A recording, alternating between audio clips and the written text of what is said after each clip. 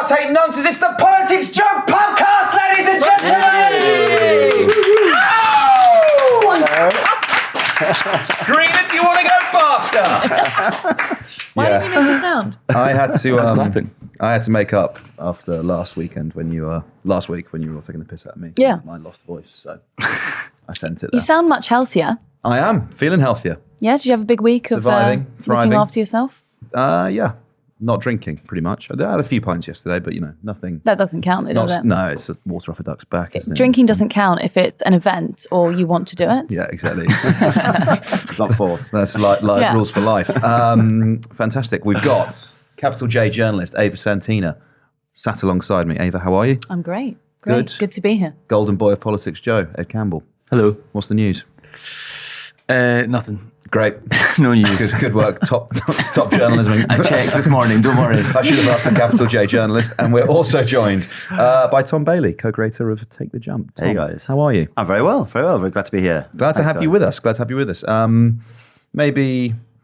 No, we'll go around. We'll do what have we been up to, and then we'll get into Take the Jump. How do we feel about that? Is that all right? Is that a good order? And what do you mean, what have we been up to? Just, what's going on? Well, like at work or Generally. A check-in, yeah. personally? Yeah, it could be either. Yeah, just touching base. How are we? Nice weekend. Well, yeah, did a deep clean of my bathroom yesterday. I did too. That's so funny you say that. You guys have synced up. Yeah. Yeah, How often do you do that? not often enough is the answer. That's always the answer, isn't it? That's why it took so long, and I was sweating so much I had to take my top off to continue to do it. Topless. It was Deep clean. it was very satisfying though. Nice. You could probably make a pretty tidy living if you cammed that. Yeah. Kind of Pepsi. Drop a comment if you would monetize my deep clean in my bathroom. Topless. Wasn't your Topless. girlfriend at a gig yesterday? Yes. So she was out and about having a good time. Love that for her. And She's then living out yeah, the best you were life. at home slaving away. Yes, queen. But also, it's not. I don't live with my girlfriend, so it's like the two things are. She can have fun, and she can have fun independently because her That's very happiness doesn't good of you depend to on give me. her that. Wow. Yeah. And because I'm Generous a of you. modern man, and also modern man, that I was cleaning my own bathroom. No, you were actually in her house cleaning her bathroom. Nice. And Tom, what have you been up to, mate? This weekend, yesterday I was at Bestival, Camp Bestival, which is like a family sort of festival thing, doing a workshop that finished at like 8 o'clock last night, and then had a mission across England back to Bristol in time for bed. And now I'm here. What time is bedtime? Oh, my partner likes to go to bed at 10:30, and I like to go to bed at 1:30. So there's a constant friction, but inevitably it's 10:30. 9 times. Very good. You're just sitting bolt upright, Just sitting there like this, refusing to sleep. twiddling my thumbs. Staring at a wall. Yeah, Nice. exactly. Cool. All right. Well, why don't we start by you telling us what Take the Jump is? Yeah. Okay. So Take the Jump is it's a collection of citizens, communities, organisations all around the world, kind of coming together to lead a full, joyous life while in balance with nature. So that's and we do that by trying 6 shifts basically. So taking the jump is to try these 6 shifts that the science says we all need to by within the next 10 years, right? And the powerful thing about it is that these 6 shifts, they will deliver, if we kind of enough of us do them, 27% of the change needed in the next 10 years, right? So you might think like that's not a big number, but like I've spent my whole life looking at how you decarbonize, advising governments, advising businesses, trying to figure out how we get back in balance with nature and avoid this great calamity that we're all worrying about, right? And often, to be able to say that one thing is so big as 27% is a huge number. That's a really big thing, right? And it's just really inspiring because a lot of us feel, if you look at the data, 8 out of 10 people are now across the G20 countries are worried about climate change, can't sleep at night, but feel completely powerless, feel confused. What the heck can I do? How does my life, my action have any meaning in this context of like global business and digging out all this, these fossil fuels and stuff? So to hear that actually, yes, governments and industry have most responsibility. We're definitely not saying like, it's up to people to fix everything. Okay, got you. But we're not powerless, right? So, that's just such an inspiring thing to hear from most people. And I think the approach we use is always, one of not doom spirals, finger wagging, shaming, all that sort of stuff. It's all about, it's enough just to try, no more us and them. Like, we're all hypocrites, and like, that's actually fine, and it's actually quite funny. Like, take the mick out of ourselves, let's enjoy that. I just do the best we can, get going, have a little start, and then see where things go. Okay. And I think, yeah. Nice. 27% then, 27% contribution. Is that if we do all 6 or if we just do one of the 6?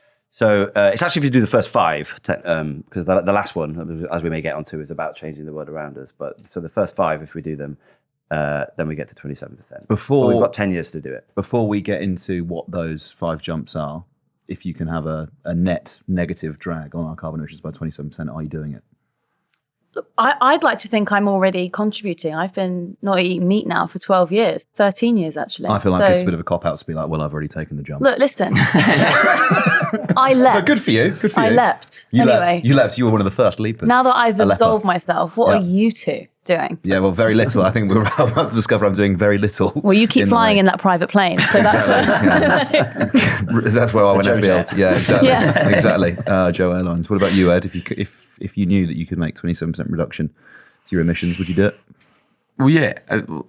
I would. Well, no, because I'm going to ask you again after we've gone through what they are, and if you're still but I know up. what they are. Yeah, I know. Well, that was the conceit of me asking the question. Never mind. Sorry. Well, I think it's dishonest with the audience if we pretend we don't know what the things are. The audience aren't stupid, and we need to respect them. Well, great. So there's no point in Tom being here. Actually, Tom, you can leave. We'll just recite we'll recite your 5 shifts, and that will just be the episode, I guess. Okay, Very good. Yeah. I'm going to put my feet up. Yeah. So go on then, Tom. What are they? Run us through the 5 shifts. Okay, so they are end clutter, travel fresh, eat green, dress retro, holiday local, and change the system. Okay, I'll describe what they are. But, Yeah. So that's a 6. So you've got. So No, Ed's already said that's enough. That's the end of the episode. Yeah. I think it's a massive misrepresentation of what I said. I think I said, I know what they are. Because believe it or not, I prepped. Google does. Right. Yeah. Nerd. Well, and so notice all those things are describing where we're moving to, not what we're trying to give up, right? So this is about the world that we kind of like, that we're taking the jump to, which is going to be brilliant, right? This is key to this whole thing, as it's not hair shirts and going back to living in caves. So I'll go through a few of them. We can go through all of them if you want. But, Yeah, please do. Okay, so let's holiday local, right? This is one of the toughest ones. I'll start with that, or the ones that gets a really strong reaction. So acknowledging the massive impact of aviation, right? It's not that big as a percentage of global emissions, but if you look at how it's growing and how big it is as a proportion of our personal emissions for those who fly a lot, it's huge. So keeping flights to 1 return flight, short haul, every 3 years, 8 years, long haul. So you can still go to every continent in your lifetime, still see the world, plenty of cultural interactions, but it's mainly about holiday local, right? And this is the one that I actually found the most liberating, because I was like, I used to fly loads for work and stuff, and used to love going around. But then, traveling abroad kind of becomes a bit of like almost like a stress. Like, am I going to get the perfect holiday? Where am I going to get the photos? Am I going to book the right, and like sort of being like, actually, I'm just going to stay at home. You can still get your slutty bikini photo at Brighton Beach. Yeah, man. Or your fancy, like, Ben Nevis in your bikini, or in your Whatever you're into. Whatever, yeah. Bikini pics. It's Okay. always a bikini. Or Kagul, Yeah. Okay, but the travel local thing, right? That would, I'd say, depend on train travel, the price of it coming down, right? So, ergo, we should nationalise the trains. Totally. Well, I mean, so with all of these, there's so many barriers to doing them, right? And I think this is what we'll probably get into in a bit, right? There's there's huge amounts of change or challenges, like a long list.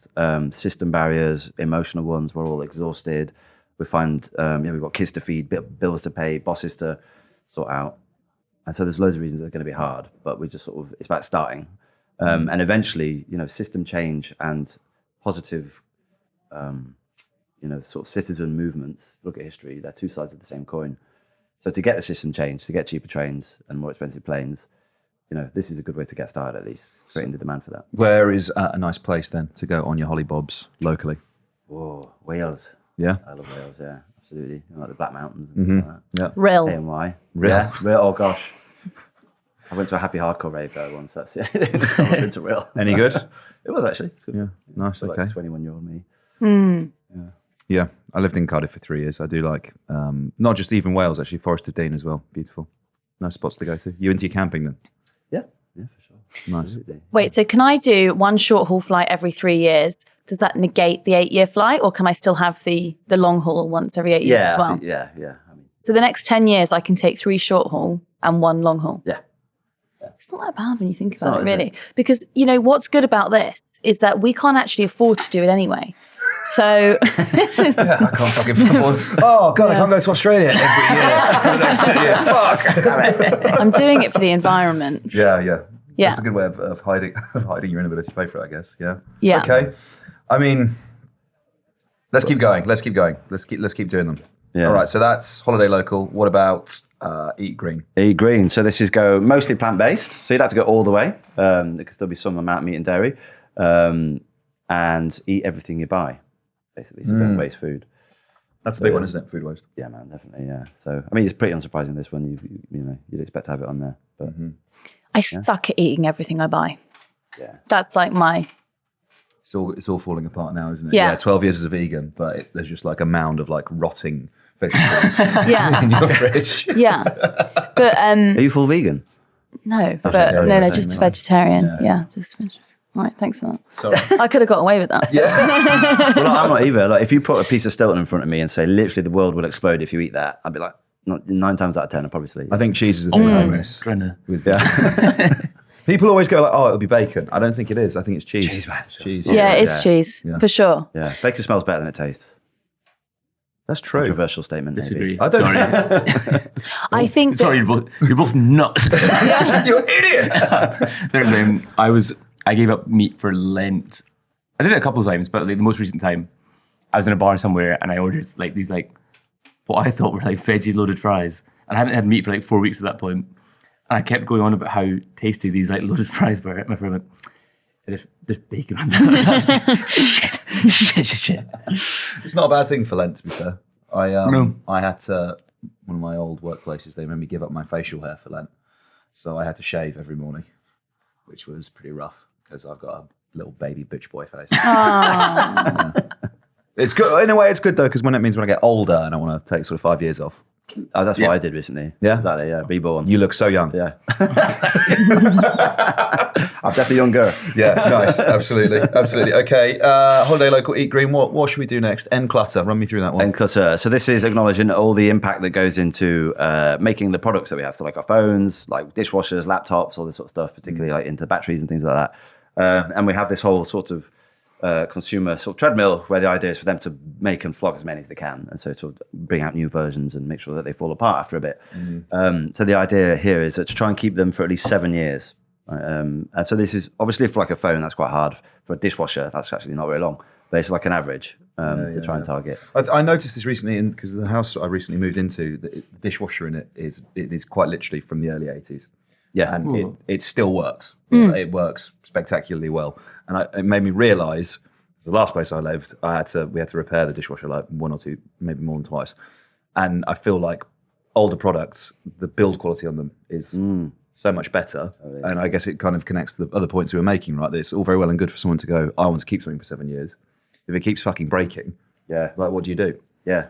Like your phones, right? Because we all love that conspiracy that they're built to break. That 100%. Yeah, 100%. Yeah. Certainly batteries. Planned obsolescence is the word. How long do you think it would take for, if like consumer behavior changed and we all started abiding by this and we were, buying to last, how long before that supply curtailed? Like how long before, I don't know, China or starts going, right, we're going to stop making loads of clothes because no one's buying Pretty them? much straight away, as soon as they start making money, right? As soon as there wasn't demand on the clothing, industry, it's on literally like a 2-week cycle. Like it would be almost instantaneous.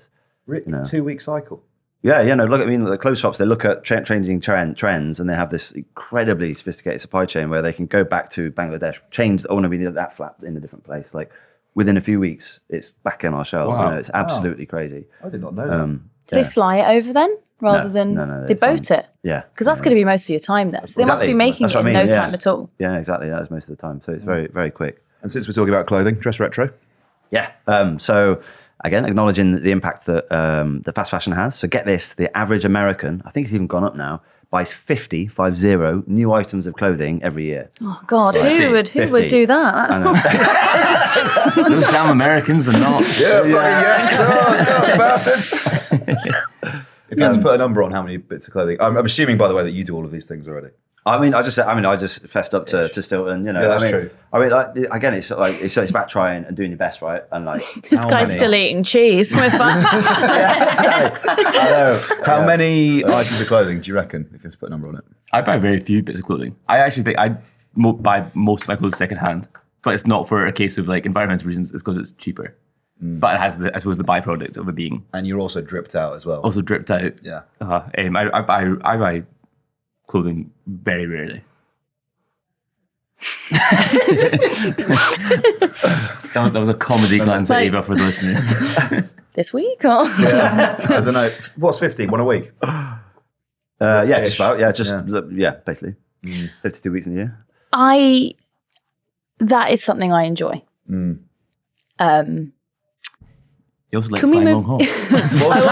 You love flying long haul. You love flying long haul. No, I don't. But No, I actually everyone think, does. I actually think this is a really neat I've example. got violent claustrophobia, Ed. I'm really bad at flying long haul, actually. I think this is a really neat example of where I think possibly one of the criticisms or problems with this approach is, right? That I agree with a lot of the diagnosis. I agree that there's all of these innumerable problems contributing to what is possibly the collapse of our climate, ecological disaster, human life changing irreparably. And I feel like that's a product of our consumerist capitalist system. And I think that's what these things identify. And for me, I look at that and go, well, change the system. And I feel like some of this stuff, actually quite a lot of it, points the finger and says, you as an individual, you take it on. Yeah. And I wonder if that's a little bit of a mistake. I'm glad you asked this. Let's go. Yeah, exactly. So, like, you know, if you look at history, like, when has there been massive changes, right, in the way our societies work? So look at social justice, the scientific revolution, gay rights, gender rights. All of these things have kind of led to big system change, right? But what was it that preceded and enabled that system change? You know, like, there's a recent report by the UN that says a positive, citizen movement that's shifting cultures and mindset is the other side of the coin to system change. And the two reinforce each other, right? They sort of feed off each other. But just being like, we need system change until nothing can happen, right? That you won't get system change that way. And also, how disempowering is that? You can't do anything, guys. The only person who can change this is Rishi Sunak, you know, and you've got no power until then. So I think we need a bit of subtlety in our sort of, you know, society's complicated. You know, there's lots of different ways in which things work. They take time and they're multi-pronged. And maybe just one more. If you think about what makes up a society, really, you have systems, which is like our education, our politics, our economics, you know, all that sort of stuff. But also you have our cultures, you have our mindsets, you have the way that we behave. All these things interrelate to each other. And if you look at the study of how these big shifts happen in the past, all four of these quadrants were being activated at once. And so just going, we need system change. If anything, just makes you try and then nothing happens and you get fed up. So we need all of these things operating at once. Yeah, it's very nuanced, which is not really where we are as a country and dialogue at the moment, is it? It's either all or nothing. It's either, you know, the hippies want you to stop doing everything immediately, or I quite like the world being hotter. Yeah. Yeah. We were What a talking. glorious summer this is. Well, we were talking about it earlier because we were talking about Gardner's question. Okay, I was talking about Gardner's question. I've never talked about Gardner's question in my life. About gardeners are now asking what they should grow because it's so hot now, or the climate is different. So that Sean, our how do we describe Sean? What's our colleague? Okay, sorry, I was going to give him a title. Anyway, his title is content editor. You can refer to him. That's what I was asking. Yeah. I was asking the fucking question. Go on. Anyway, Sean was saying that he's no. Do you know what? Fuck it. Never mind. No. Talk about the passion fruit. Yeah, Sean said that he saw someone growing passion fruit the other day. I just thought that was interesting. In London. Yeah. He picked it from the tree, said it was delicious. The flip side of that is that you won't be able to grow grapes in Italy soon. So there'll be no my guy. Chianti. One of my favourite things, one of my favourite little bits of info to drop in conversations like this is that the French champagne houses are buying up vineyard land in Kent. Yeah. Because it's getting too hot in the Champagne region. The grapes are too sweet, too much sugar. Can't make champagne anymore. So they're buying it in Kent because they're forecasting that Kent will have the climate of Champagne, right? You know you can't call champagne Bold if it's not future. grown in Champagne. Not for much longer. We call it Kent. Yeah. Yeah. It won't be as marketable, I don't think. A delicious Glass of Kent glass for of you, Kent sir. for you, sir. Yeah. No, you could call it Garden of Eden or the Brexit bevy. I don't know. Like the. I think they're going to have to. The EU will have to change the rules, right, about origin of product, and that'll be really interesting because then potentially all those English sparkling wine producers, if their vineyards next to whatever fucking Bolly, whatever it is, why can't we call it champagne if they're allowed to call it champagne? Back onto the fast fashion thing. My problem with it, I'm not for 1 minute being an advocate of, or a proponent of fast fashion. But I always feel like sometimes the way the argument is framed can be quite classist, because I think that wealthy people can afford to overconsume sustainably. Whereas if you are not wealthier and you're at the bottom of the bracket, then, why should you not be allowed to buy things in the same way that wealthy people are because you don't have the budget to, Yeah, and the same with food. So like the cheapest way to feed a family in London is Morley's chicken, right? £10, you can feed a family of 4, get their protein count, and it's salty, so they love it. It's like, and then you go to get some organic veg, it's like 3 times the price. So I think on this is so like, the right thing to bring up. One of our foundations that we call it like when we think about audience is equal access, different responsibility, right? So we're saying that there are some, not everyone is equally responsible for this. More privilege means more responsibility, right? So for the high consuming people, the people we kind of more go for, target with this. At the same time, and because we do a lot of work engaging communities of colour and economically excluded groups. And I've had people come back and go, look, man, you created this mess. Like, you go fix it. Don't be asking me to do that, But then in other communities, there are people who are really active and really want to be involved and feel left out by the environment movement entirely. And so, having this balance, this subtle balance, right, between like making sure this is a movement for everyone, but also we're kind of clear who's got the most responsibility. I think you need to hold these paradoxes to better move forward. It's also a time thing, isn't it? Because there's loads of things that I'd love to do that would be more sustainable. Like, I'd love to make lunch every day at home or something like that, but I don't have the time. Yeah. Or if you're someone who's working 2 jobs, then you can't. You might have to drive to work rather than take the bus because it's not as reliable or whatever. It's if you're suffering from time. I'm not saying I am, but if you're suffering from time poverty, then it makes sustainable. We didn't touch on that one, did we? About personal vehicles. You haven't mentioned Travel that one fresh. yet? Yeah, travel fresh. Drop it. If we can, and this seems quite radical, this one, but this is just looking at the so all of these numbers, by the way, I'll explain where they come from. It's a $2 million piece of research with Leeds University, Arup, C40 experts all around the world, built a computer model of basically the whole world economy. The first time this was done, and looked at how we get from here, like this massive impact, down to being in balance with nature, broke down all the changes that are needed, and then said, right, who fits in where with different. So that's where these came from. So there's a chunk government, chunk industry. Chunk citizens and communities have got a lot of power over, and then we took the most impactful ones out, and that's where these came from. Okay. So and the travel fresh one, it emerges from the fact that the likely trajectory for new vehicles is so big that we have to get away from this idea of we need less cars, right? And people walking, cycling, public transport, and that includes EVs, right? We just need less cars. So if we can, we minimise and if we can avoid private vehicle ownership and cycle, walk, all that kind of stuff. Acknowledging people are less mobile for health reasons or live in the countryside or whatever. And again, that's, it's like no shaming, just do what you can, But if we've got like 3 cars in the family, do we need that? And time to sell the Rolls Royce, Ed. Yeah. Well, I think all these ideas are great and positive, but I kind of think if someone committed to this, they would come into structural barriers so quickly, it would become quite discouraging. Almost. So, because I'm from Glasgow, and public transport in Glasgow for a major city is rotten, is really, really bad. So I'm thinking, even you think someone in a major city would be one of the best equipped people to do that, and if you're, I think it would even be quite discouraging to talking about that these things have to work hand in hand with system change. But I think there's such little system change at the moment that would become. It's an observation rather like a criticism of the movement. I think it's like it would be. I think it's just such an optimistic thing that unfortunately the country is just not doing. So that's where government responsibility comes in, then, right? Yeah. Presumably, it's to provide the public transport. Well, the thing is with government, right? Like imagine it's hard actually for government to lead stuff in a way, isn't it? Because if you imagine like here's the population like that, and then you get an election, and the person who's elected is kind of in the middle-ish generally, right? And so they're not going to be pushing things like at the scale we need now. You have to move the people along. Do you know what I mean? So sort of, but yes, the government does need to do that. And I think on your point, Ed, about this is where community and like a collective movement comes in, right? Because yes, some of these locally, one of them might be really basically impossible because there's no public transport and all the buses are being cancelled and it's just heartbreaking. But there's others that might bring you loads of joy. And when we go around to community groups and talk to people, like, these actually do make people's lives better and people feel great about doing them often, And even if you just do 1 or 2 of them, that's why we have this thing, our 3 foundations, it's enough just to try, no more than them, and it's a jump for joy, right? About why this is so joyous.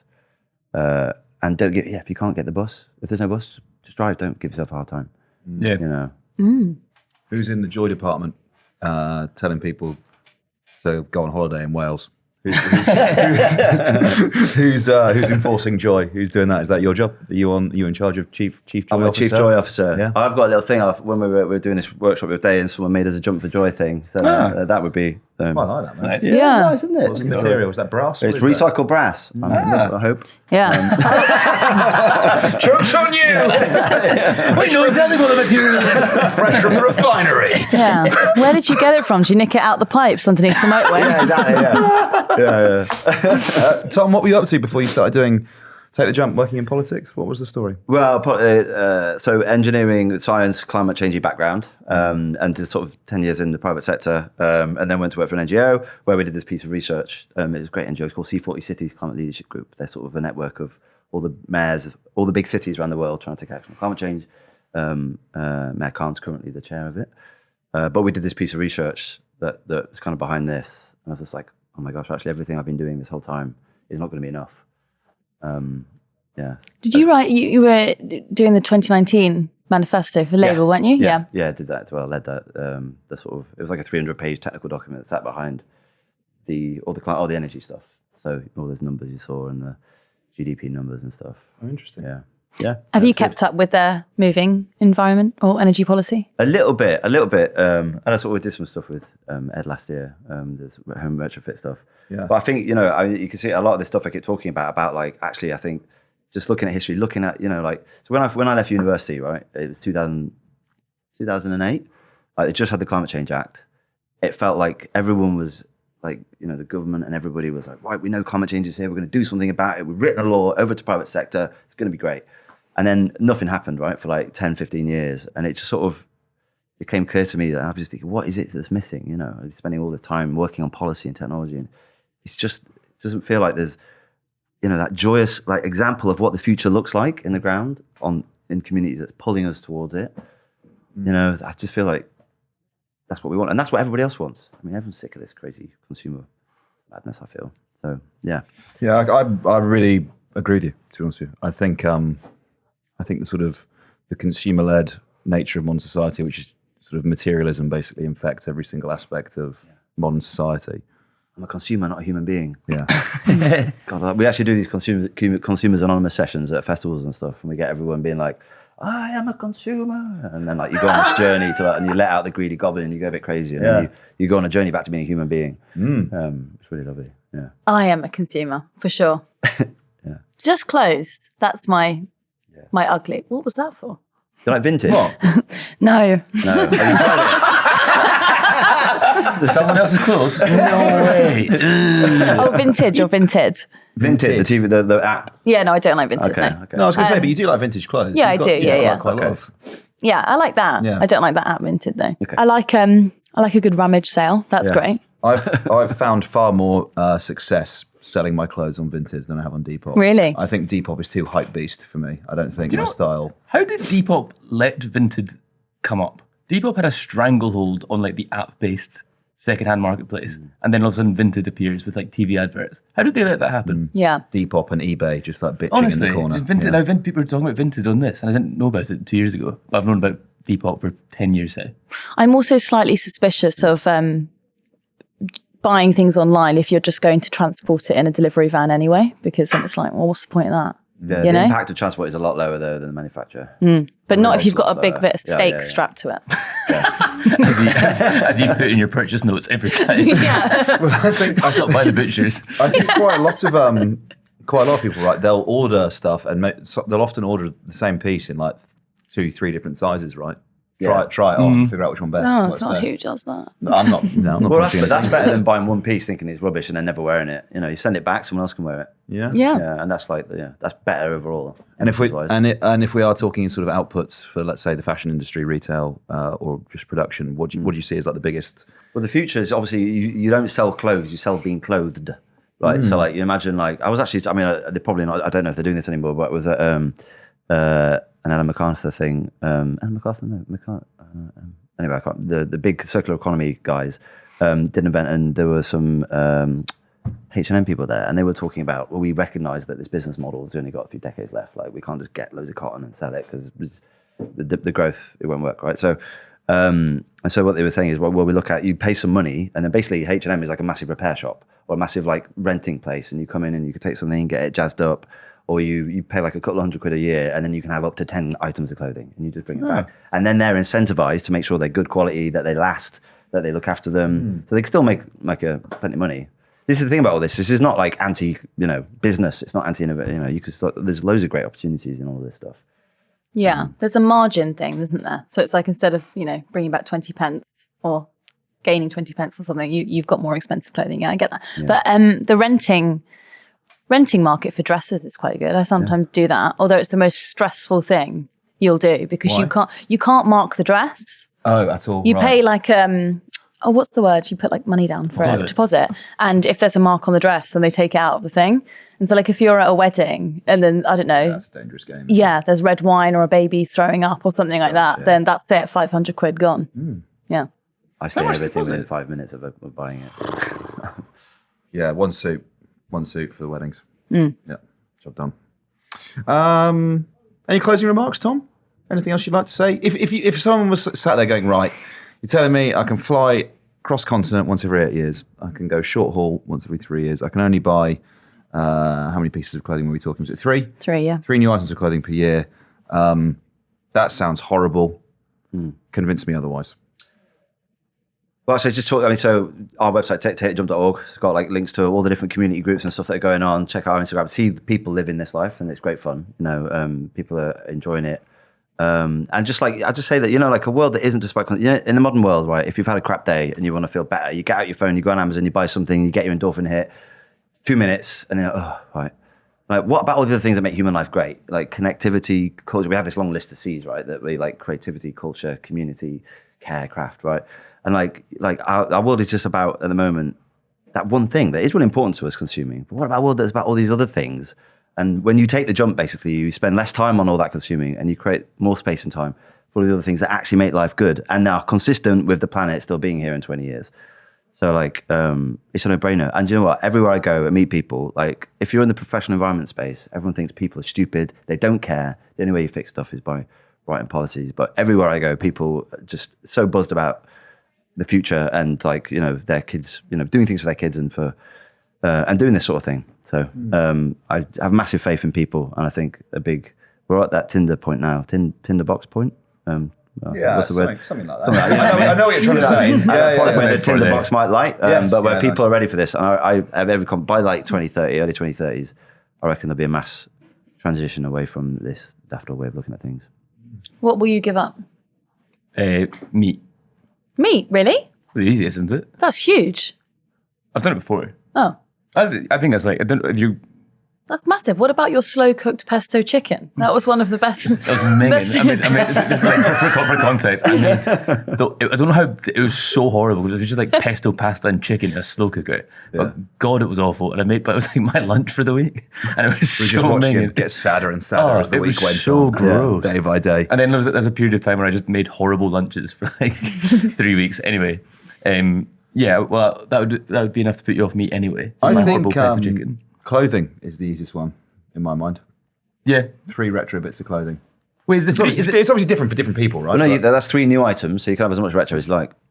Oh, fucking yeah. Chew. Exactly. Yeah. I'm in. All right, cool, that's me. Yeah. Ava, what are you going for? Going to Australia? Throwing boat. I actually don't know. I think, well, I have been long wanting to give up. I get an Uber at the end of the night out, but that's normally because I don't want to die. Yeah. So like, it's a hard trade-off. So it's like, I would like to give that up, possibly That's not a to personal enormous vehicle, detriment to myself. But I'll quote not a you personal vehicle. in the, I'll have a little note. That's quite a pretty serious bit of hoodoo to put on. Call Tom from Take the Jump.